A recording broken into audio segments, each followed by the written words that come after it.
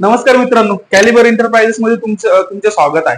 आजचा आपला व्हिडिओ आहे किचन मध्ये यूज होणारे विविध प्रकारचे बास्केट. जर तुम्ही किचन प्लॅन करत असाल आणि किचन मध्ये नेमके कोणते बास्केट ठेवावं याबद्दल जर तुमच्या मनात शंका असेल तर हा व्हिडिओ आज खास तुमच्यासाठी आहे. किचन मध्ये बेसिकली मित्रांनो एक 5 ते 7 प्रकारचे बास्केट यूज होतात जे आपल्या डेली यूज मध्ये त्याचा वापर केला जातो. त्यातलं एक बास्केट म्हणजे आपलं येतं थाली बास्केट. त्यामध्ये आपल्या घराचे जे ताट किंवा परात वगैरे जे मोठे इक्विपमेंट मोठे भांडे असतात ते त्या स्टोअर केले जातात. त्यासाठी आपल्याला एक वेगवेगळे त्या बास्केटमध्ये सेक्शन दिले जातात. त्यामध्ये आपण ताटं वगैरे स्टोअर करू शकतो. त्यानंतर इथे तुमचं कप्स असेल, घरातील कप बशा किंवा कप स्टोअर करण्यासाठी एक खास बास्केट असतं.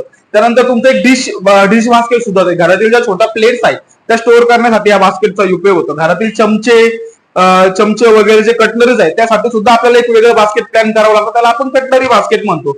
हा, त्यानंतर हे बास्केट प्लॅन करत असताना आपण एक महत्वाची गोष्ट विसरतो, ती म्हणजे घरातील आपले जे छोटे डब्बे किंवा छोटे पातेले त्यासाठी केल्यासाठी तुम्ही 2 प्लेन बास्केट ठेवू शकता. त्या जागेच्या हिशोबाने आणि बास्केटच्या साईजनुसार तुम्ही त्यामध्ये तुमचे पातेले किंवा डब्बे स्टोअर करू शकता. घरातील जे मसाल्याचे डब्बे छोटे छोटे किंवा तांबे वगैरे त्यासाठी सुद्धा आपल्याला एक बास्केटची गरज असते. त्याला आपण एसपीओ असं म्हणतो.